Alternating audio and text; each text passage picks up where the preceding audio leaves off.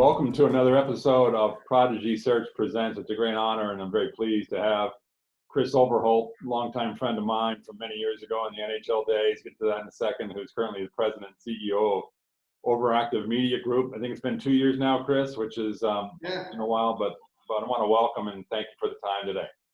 Thanks, great to see you, and thanks for having me. Absolutely. So many of you, most of you, I know Chris. He's been around, like I say, for over 20 years. Prior to joining OverActive, he spent 8 years at the Canadian Olympic Committee as CEO.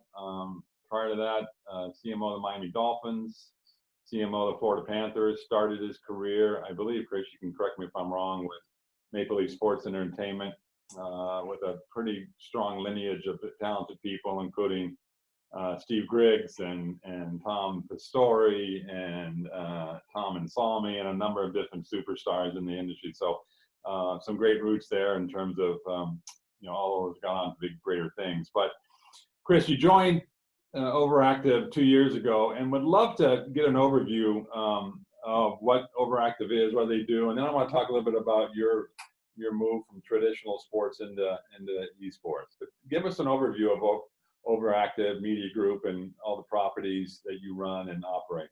Yeah, sure, thanks. And you're right to point to that background with those people. And I mean, I feel so fortunate to have worked with some really great people over great years. And the only thing that's difficult about that is you got to choose who to cheer for when the playoffs come. But it's harder to be with them at this time of year, that's for sure. We got Griggsy and Tom Pastore looking like they're heading towards a collision course. Yeah, it's great fun to watch them all be so successful. Yeah, this has been really great, really interesting, and a bit of a surprise journey, frankly. I knew that I wanted to move on from the Olympic Committee. I'd had, as you say, over 8 great years there, and some terrific experiences. Met some great new friends, and just the privilege of serving as the CEO of any Olympic Committee in the world, let alone my home country, was really great. But I was compelled. I was compelled by the esports opportunity. It was presented to me in 2016, actually, for the first time. I had been approached by a friend of ours, actually somebody you would know, and he was in the middle of doing a search for the commissioner of the Overwatch League. right. And he came to me and said, "Look, I'm pretty sure you're not going to know what this is, but I'm telling you, it's a great company. It's a really great idea, and we just think you're perfect for it. Would you go out and talk to them?" So I was fortunate enough to get a glimpse on the inside of all of this really early in 2016. And honestly, if they had offered me the job, I would have taken it. Like I was really, really taken, not just by the opportunity around esports and the way I thought it was going to scale globally, but also by the people I met at Activision Blizzard, and like just a really smart, great group of people, great culture. And again, in the end, we couldn't work it out, and we didn't get it done. But it certainly caught my eye, and I was really very interested in all of it.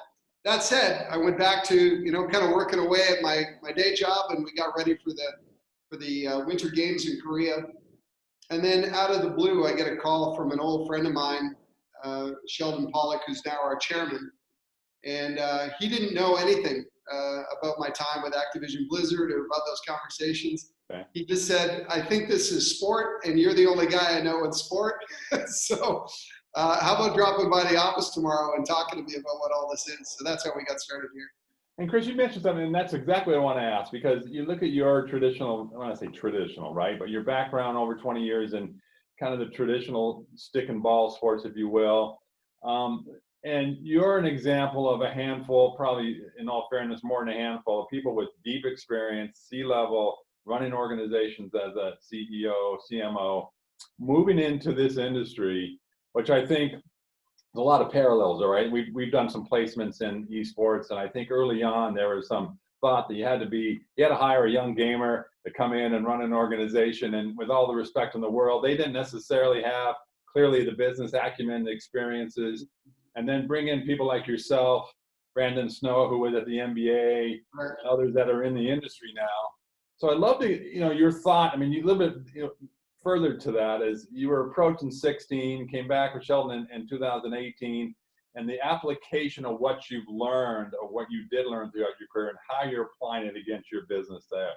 Yeah, no, it's, it's funny, you stay around long enough, if you're fortunate enough to have a long enough career, then you learn from, previous experiences. And one of the pivots I saw, I think we all saw in the industry, particularly in the NHL, it strikes me, going back to around, late 90s, early 2000s, and you and I were working together in those days on the NHL business, is there was a shift, it seemed to me, around that time where all of a sudden the organizations were not being led by former players and athletes, but rather there was a pivot to starting to draw packaged goods marketers and professional business acumen into the business and drive a certain level of sophistication into the NHL, marketing those teams as brands and so on. And I was very fortunate, privileged to be working with I think two of the best in the industry in the early days of the Raptors. Richard Petty, our CEO, was a career packaged goods marketer and had grown up in that industry, and then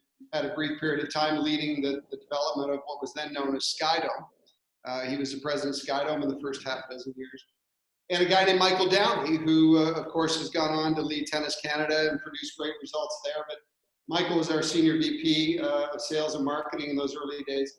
Both of those guys came with very eclectic business backgrounds, and they brought that expertise and that brand strategy and all of that thinking in a much more sophisticated way to, the Maple Leafs ultimately and the Raptors in the form of Maple Leaf Sports. And then, the addition of Tom Anselmi and Ian Clark and Bob Hunter, these were business people first, right? So this is what the esports industry is getting to just now, and what we've been trying to do here.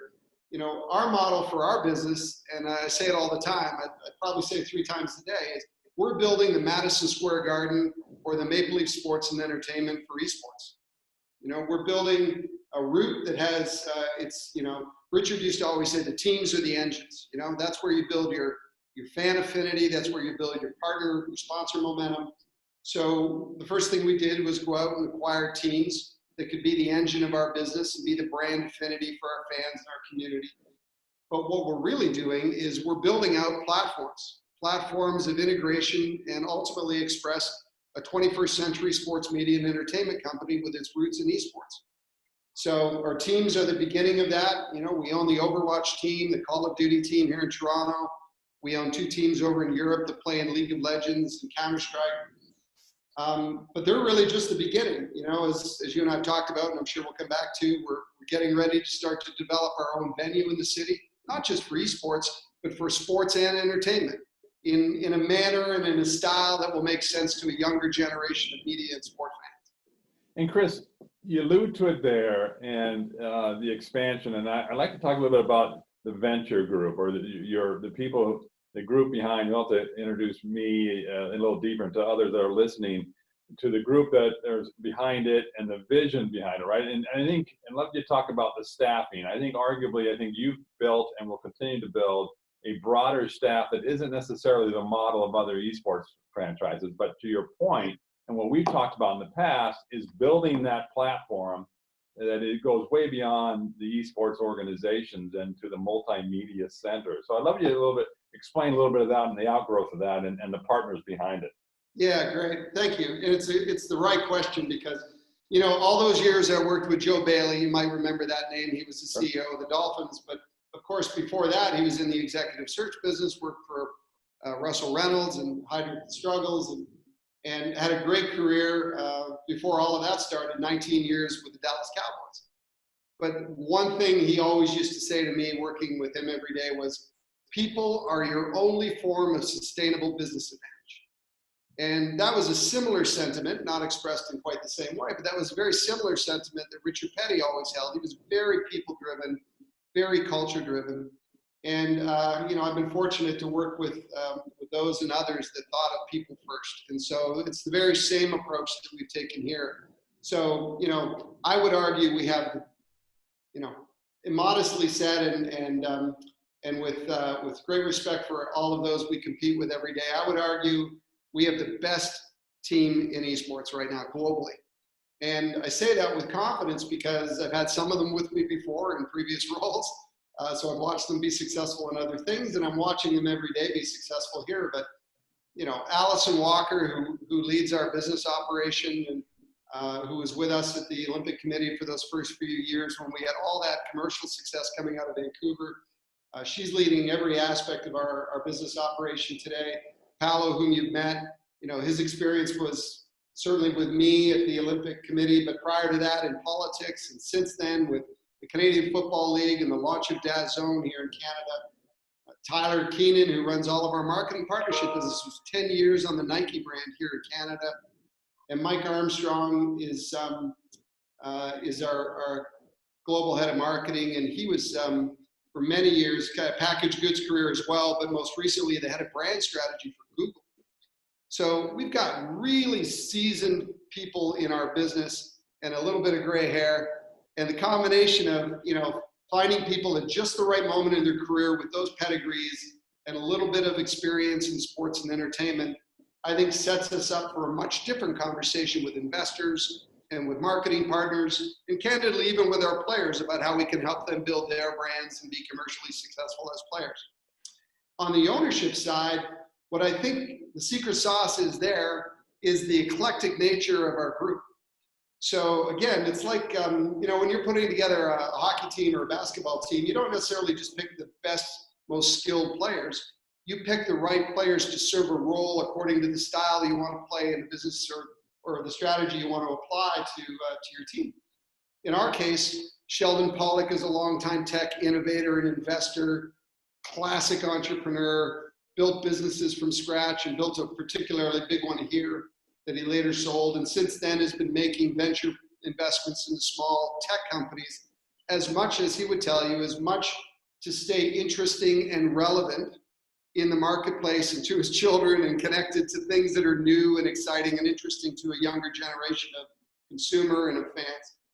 Mike Kimmel is of a very successful family that was built by the patriarch and his uncle together, established significant wealth, and he and his brother Jeffrey and his cousin Ryan are again classic entrepreneurs, but represent kind of a new age of thinking for that family. They're invested in hospitality and entertainment. They're minority shareholders in the Pittsburgh Penguins, and so they have a mind to sport. And it was Mike really for that family that had a vision to what the esports place could be. And then I have to tell you, Adam Adamu, who was an investor partner at Sheldon's.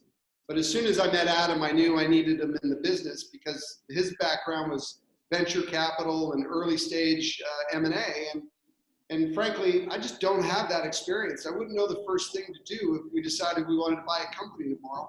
But I asked Adam to actually join me in the business and be our chief strategy officer, so that when we could see opportunities in a new industry, when we could see opportunities for consolidation and strategic advancement, I could have an expert sitting beside me and I don't need to worry about that. I know I've got a guy right there. So a nice eclectic group of skills coming together to make a strong unit.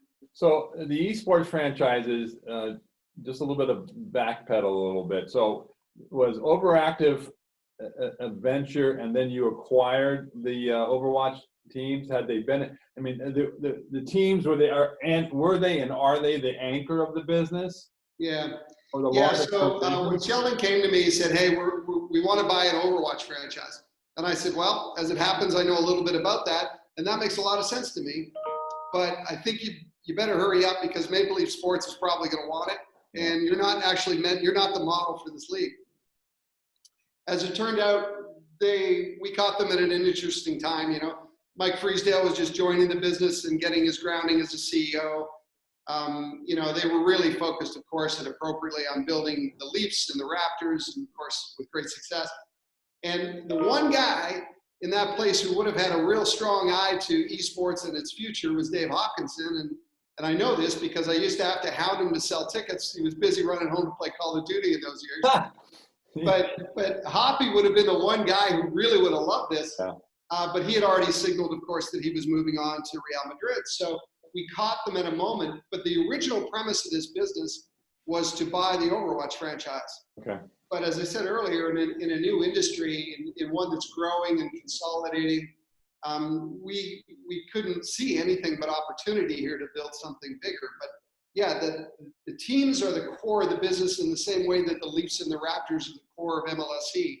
Right. But again, what we're doing is starting to diversify our platforms so that we can be more broad gauged in our discussions with investors and partners. So two-part question. I'd love to know what the vision, what you believe the vision of esports is. I mean, again, I think it's unfair to say that we're all learning it, because I think it clearly is very successful, especially during, the coronavirus, and where people are a little bit housed in home, and therefore the viewership, and I think the interactivity is probably arguably very much on the rise. But where's the vision? Where's the future growth as it relates to esports in your mind and your ownership mind? And then second part, which we can come back to, is what's the vision, broader vision of your group, and where you take that as the anchor and build out your multimedia business venture? Yeah, those are great questions, Scott. So first, the global ecosystem for this is,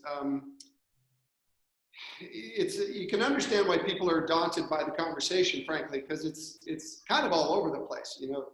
Which publishers, which game titles, what's the difference between esport and gaming, and how does Fortnite drop into the mix when it's really not played competitively, but it is. And so if you're looking in on this as an investor or as a marketing partner, even you're wondering what the heck's going on. So the first piece of it for us is we've got to have a long view to the industry, and we've got to be patient in terms of the way that we take on those conversations. We've got to be prepared to educate and make sense of this for those that are engaging with us. If you look at the business, what you would see is kind of a mishmash of opportunity. You look at streamers and influencers and what they're doing, and all the activity that revolves around them, and the great social following, and then you look at esports, and you look at leagues like Call of Duty and Overwatch. But our thesis is that the value in the industry is going to be rooted in the esport leagues that have a franchise model. Mm-hmm. That playing for prize money, betting on the fact that you're going to win, is not a sustainable business model, which is what most of the industry was prior to the Overwatch League. The Overwatch League was the first new business model that really gave owners a piece of the pie. It gave you a chance to buy your way in. You could own a region. You could develop a franchise. You could develop live events around it, build fans as a result, build marketing partnerships around that fan affinity. It's a model that we can look at and understand, because it looks just like the model of the NBA or the NFL or the NHL. And most importantly in that business model, as franchise holders, we get to sit inside the enterprise growth of those leagues and share in the revenues as they develop. Right. So as they do broadcast rights deals, as they build out sponsorships and licensing deals, as franchise holders in those leagues, we get to share in that. So that was the Overwatch League was the first of its kind in that way. League of Legends pivoted very shortly thereafter. And then Counter-Strike is one of the bigger games in the world. But we couldn't find a way into Counter-Strike because it was all tournament play for prize money. So what we did there was we actually went to other team-based organizations that were strong like we were, and we built our own league and bought ourselves franchises into those leagues, and we formulated a franchise league opportunity around Counter-Strike, because again, one of the bigger games. All of this to say, where previously there was no business model that anybody could conceivably hold on to. If you were an owner of a team, you were playing for prize money, and you were betting that you could get sponsors to come along for the ride. But the Overwatch League, League of Legends, Counter-Strike, all of those gave us an opportunity to build out a model that we could really develop. And so that gave us confidence that we could ride that wave of global audience and monetize that fan together as part of those leagues. It's interesting, Chris, as a spin-off of that, and what I was thinking as you were describing that, which makes absolute sense, and clearly I don't want to say it sounds too America-centric, but the U.S. sports organization model, league model, has resonated so well. It's a multi-hundred-billion-dollar business, right? I think you've seen the English Premier League and other European sports, bring in Americans to help monetize and build that model.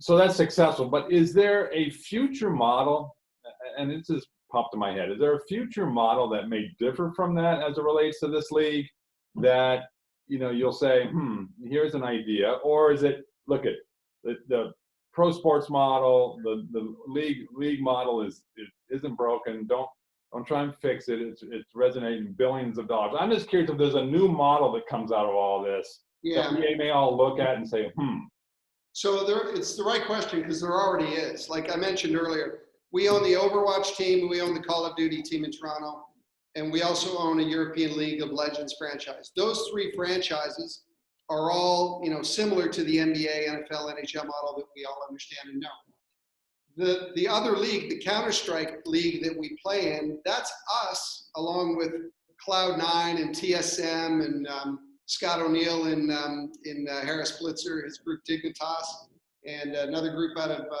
Korea, Fun Plus Phoenix. We came together as an ownership group and broke the model and said, look, nobody who plays Counter-Strike for prize money makes any money. So we created our own company, a company called B-Site. Okay. And we then went to Valve, the publisher, and said, give us a license for this game, and we're gonna create another league. Okay. And in that league, we bought ourselves, so we created a company that we own a piece of. Then we got a license, and then we created a league that we own a piece of. And this is the first team-owned league in the world. Interesting. So that's us with others innovating to a new model, to your point. Okay. The other piece that's really important is you need to be close to and have relationships with the biggest publishers in the world. And you need that for two reasons. First of all, it's not an easy thing to start an esport. In fact, it's very difficult. Just ask Brandon and others that you've known in the space. And it's also very, very expensive. Like, I can't tell you the specific numbers, but let's just say it's in multiples of tens of millions what Activision Blizzard has had to spend to get those two leagues up and started in the last several years. Right. So it's not like just any publisher can decide they're going to be in the esports business tomorrow, in the same way that it would be very difficult, and we've watched others try, to birth a new NBA or a new NFL, right? Right. So if you're with, the only thing that matters then is, are you with the biggest publishers, the most influential publishers, and the ones that have the most resource?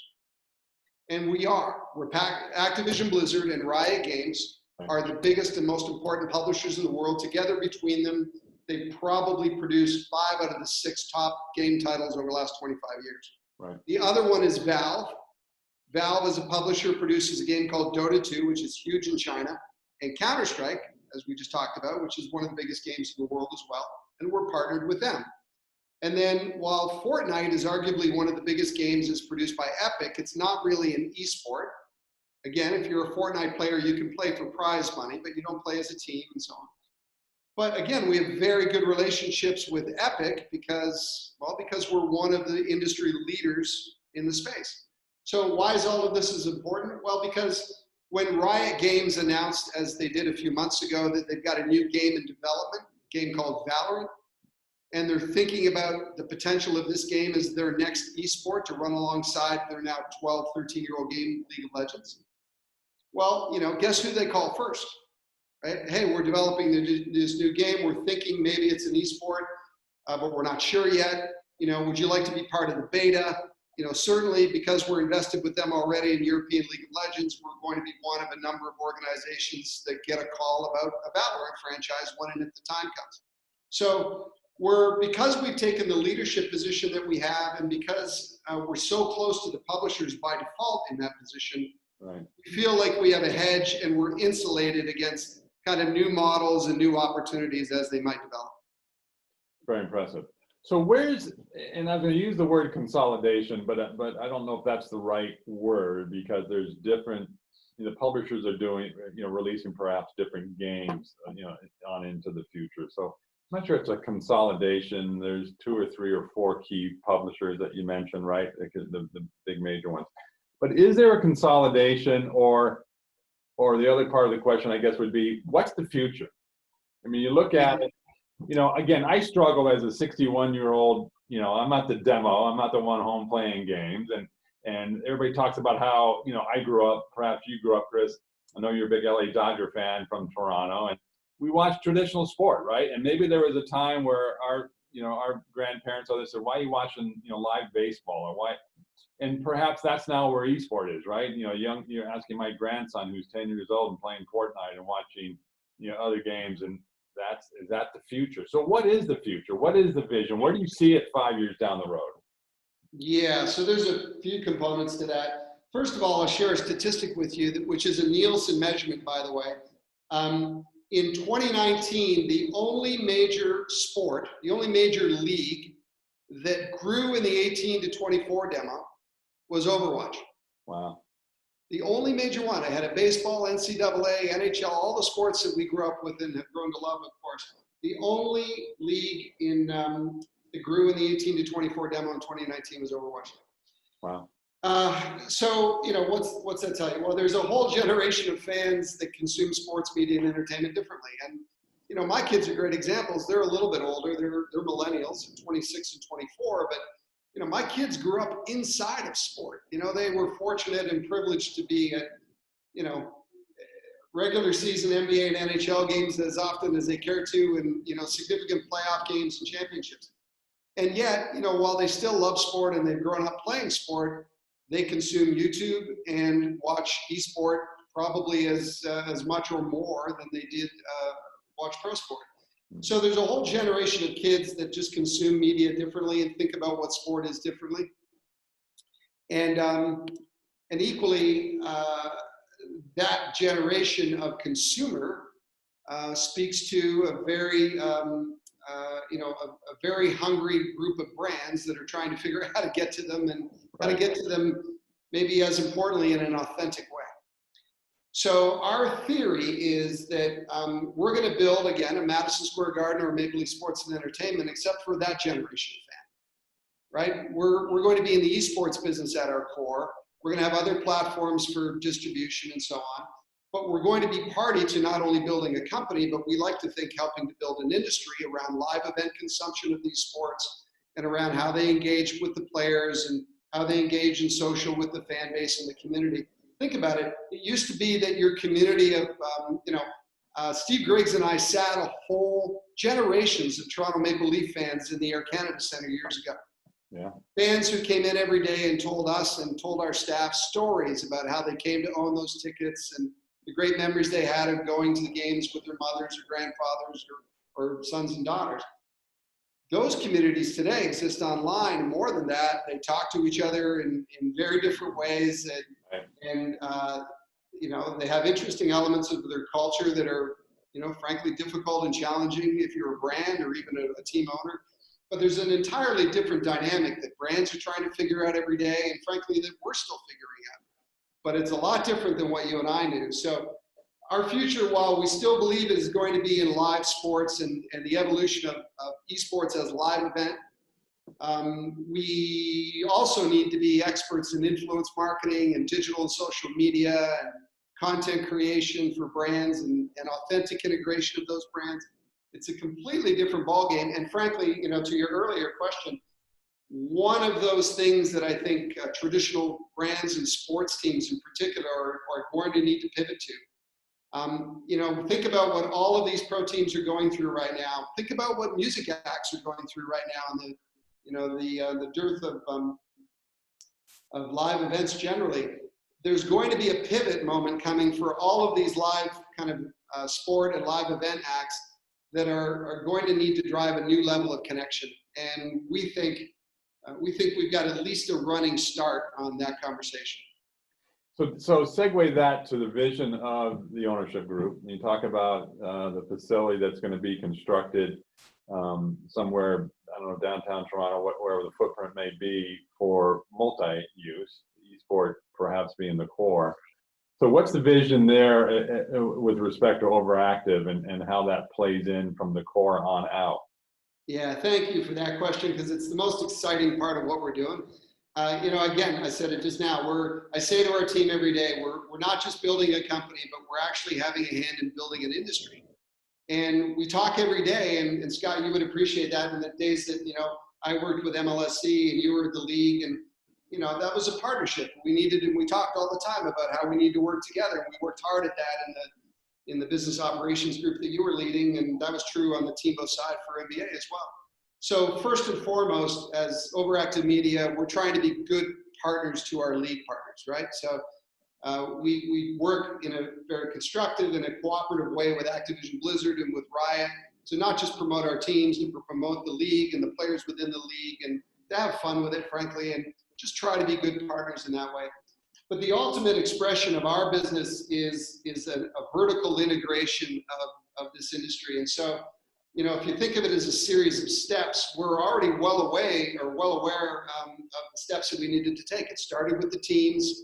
It's followed closely, of course, by the content that you need to build to engage the fans and to help your marketing partners reach that community.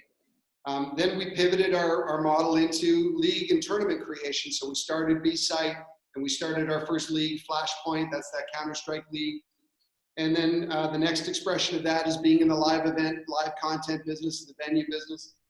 And so all of those things right now are component pieces of the global ecosystem, but they're also pieces that we own and are developing inside of OverActive Media. The highest expression of that opportunity is to own a publisher.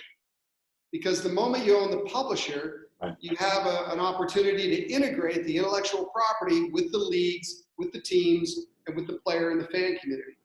So we were about 4 months into this, and Adam, my partner, my M&A strategist, comes to me and says, I think we should buy a publisher. And I'm like, I just got here. I barely even know what's going on. What? And he says, I've got a conversation going, and I'm going to take him to NDA, and we're going to see where it's going. You know, we're barely started. I think at that point we had raised $25 million or something, and he wants to buy a publisher for $300 or $400 million. We didn't get there. We had a good conversation, but in the end, somebody else came along and bought them.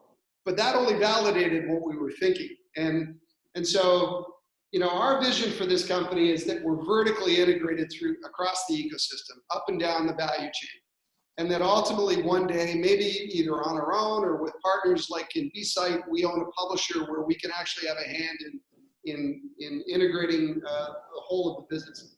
The last thing I will say is this could come full circle, right? We have owners who, again, have a long view to this industry and who are already invested and engaged in pro sport.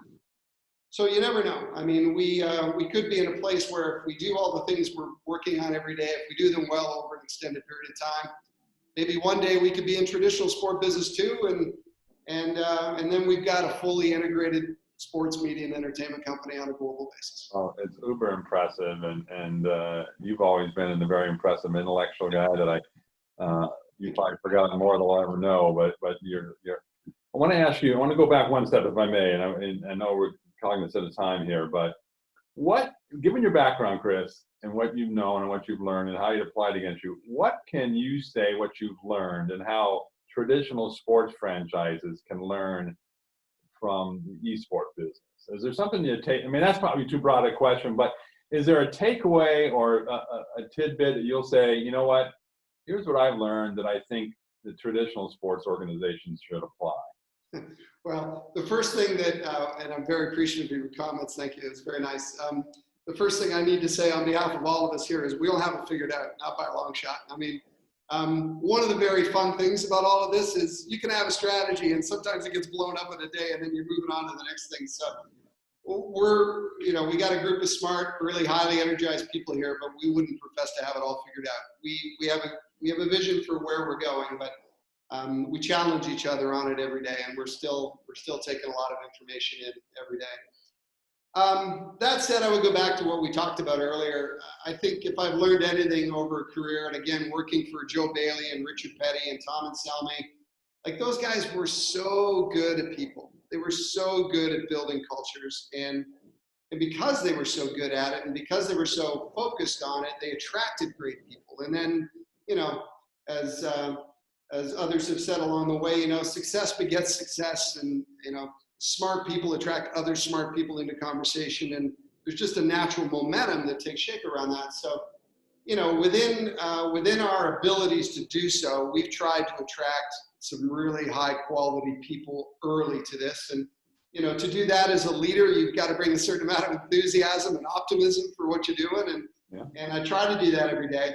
But now I can tell you, like, I am surrounded by people who are as passionate about this as I am, who are so skilled and are bringing, you know, innovation to the industry. And I really think that's going to be the difference maker in the end. I mean, we can have a collection of organizations that maybe own assets like ours, but it'll be your people that make the difference in terms of how they engage with the fans, how they engage with the marketing partners, how they bring energy and deliver results to those relationships.